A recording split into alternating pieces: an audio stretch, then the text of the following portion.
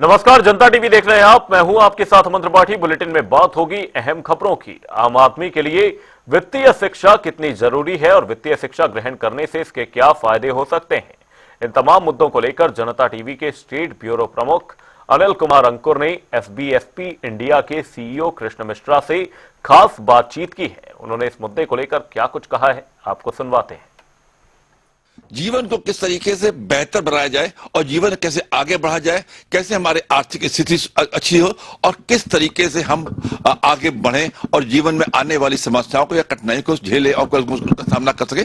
इन तमाम मुद्दों पर बात करने के लिए आज हमारे साथ मौजूद हैं financial plan standard board India यानी कि एसबी के इंडिया के आप सीईओ हैं कृष्ण मिश्रा जी। कृष्ण मिश्रा जी, मैं आपसे पूछना चाहूंगा कि आपकी कंपनी के बारे में बताइए, कंपनी है क्या करती है? जी नमस्कार और जी बहुत बहुत धन्यवाद सबसे पहले मुझे यहाँ बुलाने के लिए। और जहाँ तक एफपीएसबी की बात करें तो हम एक यूएस बेस्ड संस्था है, फाइनेंशियल प्लानिंग स्टैंडर्ड्स बोर्ड, उसके इंडिया बेस्ड सब्सिडरी है, इंडियन सब्सिडरी है यहाँ पे। और हमारा काम है फाइनेंशियल प्लानिंग में लोगों को एजुकेशन देना, शिक्षा देना, ताकि वो अपने जीवन को बेहतर बना सकें और धन के बारे में जहाँ तक इन्वेस्टमेंट्स की बातें हो या इंश्योरेंस या रिटायरमेंट की बातें हो उनको समझ सकें। आपका जो इन्वॉल्वमेंट है इंडिया में किस प्रकार की एजुकेशन संस्थाओं से, आईएम या यूनिवर्सिटीज, किन प्रकार से लोग कहाँ पे हैं? जी तो एक तो हम बच्चों को डायरेक्टली भी अपॉर्चुनिटी देते हैं हमारे यहाँ पे कोर्स करने के लिए। तो कोई भी स्टूडेंट जिसने 12th पास किया है और ग्रेजुएशन में पढ़ाई कर रहा है वो हमारा कोर्स कर सकता है। और उसके अलावा भी हमने आईएम्स जैसे Indian institute of management Ahmedabad, Bangalore और लखनऊ, अपने लखनऊ शहर में भी हमने उनके साथ अभी पार्टनरशिप की है। इसके अलावा Indian institute of foreign trade, national institute of securities markets, केजेसोमा institute of management studies Mumbai, in institutions के साथ भी हमारा टाई अप है। और वहां पे हम integrated program post graduate courses सब प्रोवाइड कर रहे हैं, जहां बच्चों को 2 अपॉर्चुनिटीज मिलते हैं, एक पीजीडीएम लेने की और साथ साथ में एक सीएफपी सर्टिफिकेशन लेने की भी। जी इसमें जो बच्चों को जो अपॉर्चुनिटीज की बात की आपने, किस प्रकार की अपॉर्चुनिटीज हैं? जी तो देखिए यहाँ पे करियर अपॉर्चुनिटीज काफी ज्यादा हैं और एक अच्छी बात यह है कि हमारे पास जॉब्स ज्यादा हैं और लोग बहुत कम हैं। और जहां तक जॉब्स की बात करूं तो एज पर नेशनल करियर सर्वे जो गवर्नमेंट ऑफ इंडिया का एक डेटा होता है, उसके हिसाब से पिछले साल हमने करीब 46,86,000 नौकरियां फाइनेंशियल सर्विसेज इंडस्ट्रीज में क्रिएट की थी, जिसमें से करीब 27.5 लाख नौकरियां ही लोग ले पाए। करीब 18 लाख नौकरियां खाली गई, लोग ले नहीं पाए क्योंकि उनके पास में राइट क्वालिफिकेशन नहीं थी, यानी कि राइट सर्टिफिकेशन नहीं था। तो अगर वो लोग ये कोर्स कर लेते तो उनके पास अपॉर्चुनिटीज काफी ज्यादा होती इस फील्ड में लोगों की हेल्प करने के लिए। आम आदमी को जो वित्तीय जो एजुकेशन है, शिक्षा है, इसकी क्या है, मतलब इसकी महत्ता है, क्या है, इसका क्या मतलब जरूरत है इसकी? जी बहुत जरूरी सवाल है, बहुत अच्छा सवाल पूछा आपने। अगर आप देखें तो शुरू से ही जब से हमने अपना जीवन शुरू किया, ना तो स्कूल में, ना कॉलेज में, ना यूनिवर्सिटी में या पीएचडी करते वक्त भी किसी ने हमें फाइनेंशियल या वित्तीय शिक्षा के बारे में नहीं बताया, और जो कि हमारे लिए बहुत जरूरी है एक लाइफ स्किल की तरह से। और अभी हमने क्या किया है, we have started giving lot of education towards financial literacy, जैसे फाइनेंशियल लिटरेसी की तरफ लोगों को बताना शुरू किया, जागरूक किया। उसके अलावा फाइनेंशियल एजुकेशन और फिर फर्दर प्रोफेशनल एजुकेशन इस फील्ड में, जिसमें आपके पास करियर अपॉर्चुनिटीज हैं। जहां तक एक व्यक्ति की बात करें, किसी भी व्यक्ति के लिए ये जानना जरूरी है कि उसके लाइफ में क्या क्या गोल्स हैं, उसको जीवन में क्या अचीव करना है, कहां तक पहुंचना है, और उसके लिए उसको प्लानिंग करना बहुत जरूरी है। तो एक सवाल उठता है, आपने प्लानिंग की बात की, किस उम्र से व्यक्ति अपने फाइनेंशियल जो एजुकेशन है या फाइनेंशियल जो आगे ग्रोथ करनी है, उसको किस उम्र से प्लानिंग करनी चाहिए? मेरे हिसाब से जब आप पहली सैलरी लेना शुरू करें तभी से आपको इसकी शुरुआत कर देनी चाहिए। जी पहली टीनेजर्स को जो होते हैं, जो स्कूली बच्चे हैं, उनको क्या प्लानिंग की आवश्यकता होती है, नहीं होती है? देखिए, अगर आपके पास पैसा बहुत ज्यादा है तब भी आपको प्लानिंग की आवश्यकता है, और आपके पास पैसा नहीं है तब आपको ज्यादा जरूरी है कि आप प्लानिंग करें। अगर हम भारत में रहते हैं तो अधिकांश लोगों की संख्या ऐसी है जिनका पैसा नहीं है, तो वो लोग किस प्रकार से कैसे मैनेज करें? जी वो जैसा मैंने कहा कि उनको सही व्यक्ति से सलाह लेनी चाहिए, और एक सर्टिफाइड फाइनेंशियल प्लानर जो होता है प्रोफेशनल, सीएफपी प्रोफेशनल उसको कहते हैं, वो उनको अच्छी सलाह दे सकता है, जो उनको हेल्प कर सकता है इन टर्म्स ऑफ अंडरस्टैंडिंग कि उनके नीड्स क्या हैं, क्या जरूरतें हैं उनकी, क्या लाइफ के गोल्स हैं, क्या रिस्क एपिटाइट है, रिस्क ले सकते हैं या नहीं ले सकते हैं, और उसके बेसिस पे उनके इन्वेस्टमेंट प्लान, उनके इंश्योरेंस, रिटायरमेंट और टैक्स प्लान बनाने में मदद करता है, और साथ साथ में उनके एस्टेट प्लानिंग और फ्यूचर रिस्क से रिलेटेड मैनेजमेंट एक्टिविटीज जो भी करनी है उस पर भी उनको एक मदद मिलती है। और उसके बाद में क्या होता है कि ये जो प्रोफेशनल है उनके साथ सारे जीवन रहता है। तो ऐसा नहीं कि उन्होंने एक प्रोडक्ट आपको आज बेचा और कल आपको भूल गए। वो एक बार जब आपका हाथ थामते हैं तो वो सारे जीवन आपके साथ रहता है। एक सवाल ये भी है कि हमारे भारत में जो आर्थिक स्थिति जैसे कि बताया कि मतलब 80% पब्लिक ऐसी होगी जो वो सामान्य से नीचे की स्थिति में है। तो ऐसे लोगों को किस किस प्रकार के रोजगार या सृजन किया जाए लोगों जिसमें उनकी फाइनेंशियल सिस्टम जो उनके हिसाब से मतलब ग्रोथ भी बेहतर हो, अच्छी मतलब रोजगार मिले। देखिए, पहली बात तो ये कोर्स करने के तो बहुत सारे फायदे हैं, क्योंकि रोजगार के जो पोजीशंस हैं, जितनी अपॉर्चुनिटीज हैं वो बहुत ज्यादा हैं। और दूसरा एक चीज और हुई है भारत में कि हमने गिफ्ट सिटी गांधीनगर में शुरू किया, जो कि Gujarat international fintech. Gift city क्या होता है जी? गुजरात इंटरनेशनल फिनटेक सिटी है, जहां पे करीब 750 से ऊपर इंटरनेशनल फर्म्स आ चुकी हैं जिन्होंने फाइनेंशियल सर्विसेज का बिजनेस शुरू किया है, राइट। और उसके अलावा उन्होंने वहां पे करीब इस वक्त जो है 13,500 लोगों को हायर कर लिया है और करीब 1.5 लाख लोगों की उन्हें आवश्यकता है 2030 तक। तो वहां पे नौकरियां काफी ज्यादा हैं और अपॉर्चुनिटीज बढ़ती जा रही हैं। तो अगर लोग ये कोर्स करते हैं तो उनके लिए करियर ऑप्शंस काफी ज्यादा खुलते हैं। अगर आप जीडीपी की बात करें हमारे देश के ग्रॉस डोमेस्टिक प्रोडक्ट के, उसमें भी फाइनेंशियल सर्विसेज का योगदान बहुत ज्यादा है और ये बढ़ता जा रहा है।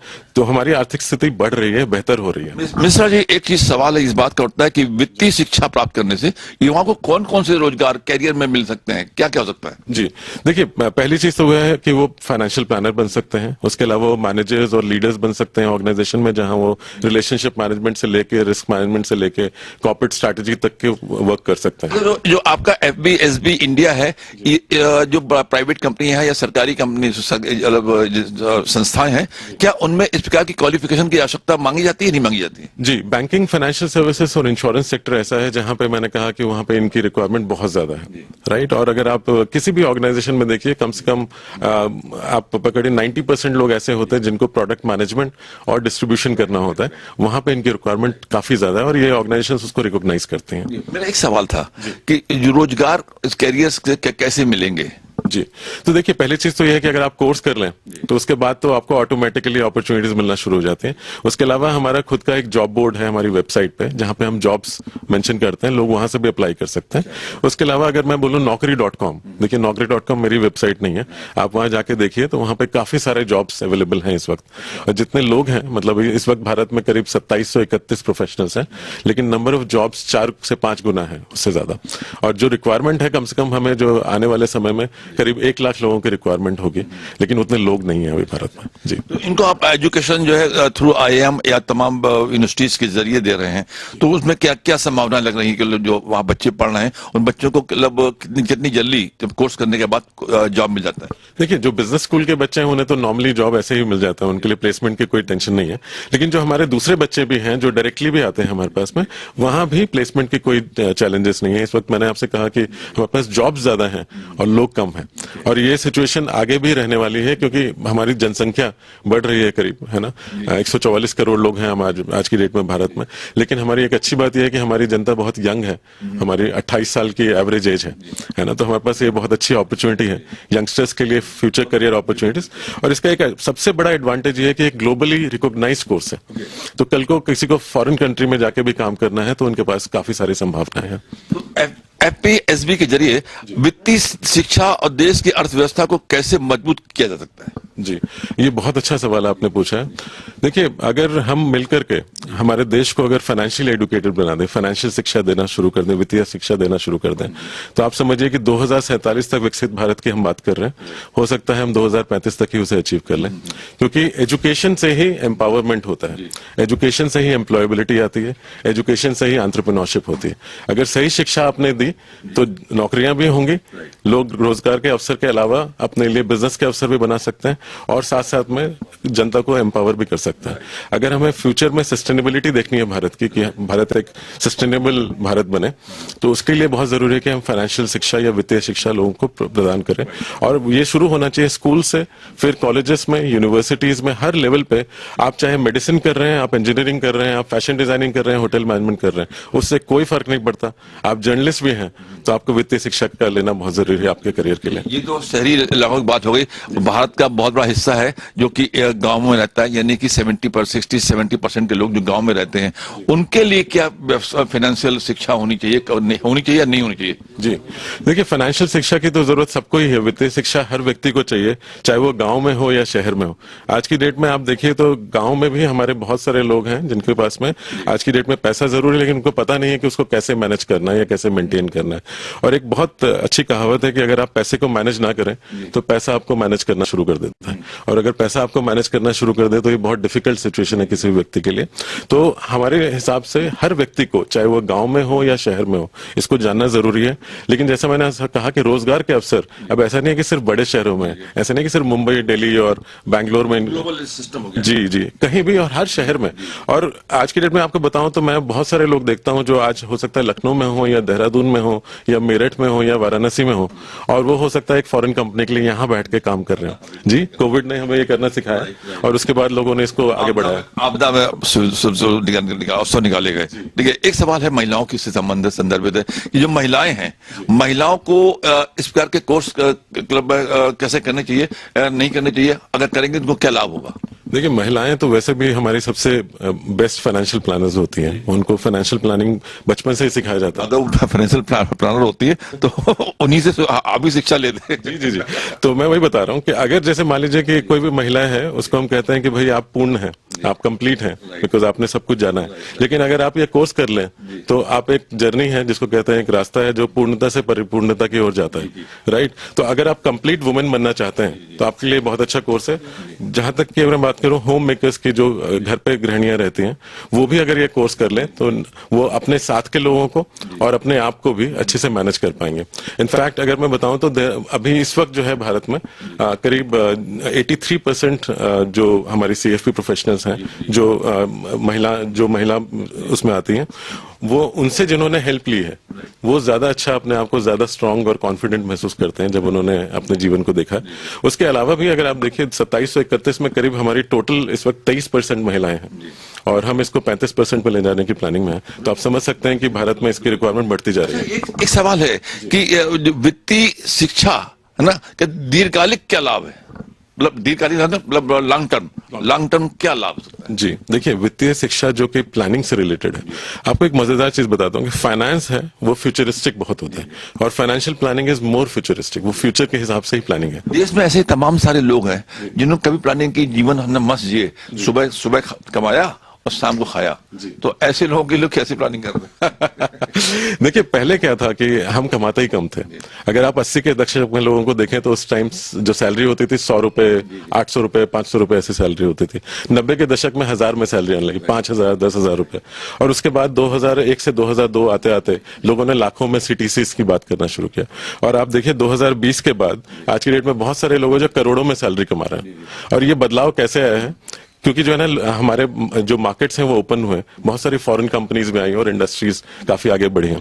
तो उसके बाद में इतनी अपॉर्चुनिटीज बढ़ी है लोगों के लिए कि उनके पास पैसा आना शुरू हो गया। देखिए, अगर कोई कहेगा कि पेट्रोल के दाम बढ़ गए तो अच्छी बात है, लेकिन आपकी सैलरी भी बढ़ी है, उसको नहीं भूलना चाहिए, राइट? और जो बढ़ी है उसको अच्छे से मैनेज करना जरूरी है। कि मान लीजिए आज मेरी सैलरी 100 रुपए है और कल वो 150 रुपए होती है, तो जो 50 रुपए एक्स्ट्रा आ रहे हैं उसको कैसे मैनेज करना है वो जानना मेरे लिए जरूरी है। इसीलिए वित्तीय शिक्षा। मैं आपसे आखिरी सवाल करना चाहूंगा कि आपको जो टिप में बताइए 5 पॉइंट टिप्स कि फाइनल से जो आपका जो FBSB इंडिया है वो किस प्रकार से लोगों को लाभान्वित कर सकता है जीवन ग्रोथ में, क्योंकि जीवन में सुखद जीवन, हंसमुख जीवन, स्वस्थ जीवन कैसे आदमी बताए? जी, पहला तो यह है कि देखिए, किसी भी व्यक्ति को बहुत जरूरी है कि वित्तीय शिक्षा की तरफ आगे बढ़े, पहला कदम ले कि मैं बिना जानकारी के आगे ना बढ़ूं। कोई भी अगर आपसे आके कहता है कि आप ये इन्वेस्टमेंट करें या आप ये इंश्योरेंस लें, तो सबसे पहला सवाल आपका ये होना चाहिए कि आप मुझे देते रहे हो, आपकी क्या क्वालिफिकेशन है, क्या आप इसको देने के लिए काबिल हैं कि नहीं है, ये सवाल पूछना बहुत जरूरी है। दूसरा सवाल कि मेरे पास क्या इस चीज की जरूरत है, और ये जरूरी नहीं है कि मैं, हो सकता है मैं स्टॉक मार्केट्स के लिए नहीं बनाऊं, तो मेरे लिए जरूरी नहीं कि मैं वहां जाके इन्वेस्टमेंट करूं, लेकिन मुझे ये देखना है कि मैं कहां के लिए बनाऊं, क्या ऐसे प्रोडक्ट्स हैं जहां मैं जा सकता हूं। तो मुझे सही व्यक्ति से वो राय लेनी चाहिए। तो हमारा काम है आपको वो सही व्यक्ति की लिस्ट देना और आपको बताना कि ये व्यक्ति है, इस शहर में है, आप प्लीज इनसे मिलिए और इनसे हेल्प लीजिए। देखिए, हेल्प की जरूरत हर किसी को है, राइट, तो हम वो करना चाहते हैं। ये तो 3 चीजें हुई। चौथी ये है कि हर लेवल पे, चाहे आप स्कूल लेवल में हो, कॉलेज में हो, कहीं भी हो, आपको एक फंडामेंटल राइट की तरह, है ना, एक फंडामेंटल राइट जैसा होता है, उसकी तरह फाइनेंशियल प्लानिंग की डिमांड करनी चाहिए हर व्यक्ति को, चाहे आप नौकरी में हो, बिजनेस में हो, कहीं भी हो, आपको कहना चाहिए कि मुझे ये चाहिए। और मैं आपको बता दूं कि हमारे बहुत सारे ऐसे प्रोफेशनल्स जो लोगों की हेल्प करने के लिए तैयार है। ऐसा जरूरी नहीं कि वो सिर्फ पैसा कमाने के लिए वो हैं, वो मदद के लिए भी खड़े हैं और वो बिल्कुल मदद करेंगे। और जो सबसे ज्यादा इंपॉर्टेंट है कि हमें इस चीज को अपने माइंड में बिठाना है कि ये इसकी जरूरत है मुझे। देखिए, जैसे मुझे पानी पीने की जरूरत है जब मुझे प्यास लगती है, वैसे मुझे फाइनेंशियल प्लानिंग की जरूरत है मेरे जीवन के लिए। जी, ये देखिए, ये अभी बात की एबीएसबी इंडिया के सीईओ कृष्ण मिश्रा जी ने कि जीवन में बहुत जरूरी होता है कि हम अपनी फाइनेंशियल प्लानिंग करें, उसकी शिक्षा ग्रहण करें। किस तरीके से, बगैर शिक्षा के कोई ज्ञान नहीं प्राप्त होता, इसलिए शिक्षा आवश्यक है। और ये कंपनी जो है, मतलब दुनिया भर के, मतलब जितने भी बड़े एजुकेशन सेंटर्स है, चाहे आईएम हो या बड़ी यूनिवर्सिटीज हो, सब में जाकर के शिक्षा दे रही है और पर्सनल भी दे रही है। और इसके जॉब में बड़ी अपॉर्चुनिटीज बताई जाती हैं। ये जॉब अभी भी बहुत सारी मौजूद है, लेकिन थोड़ी सी शिक्षा की आवश्यकता है। जनता टीवी के लिए आशीष कश्यप के साथ अनिल के अंकुर, लखनऊ।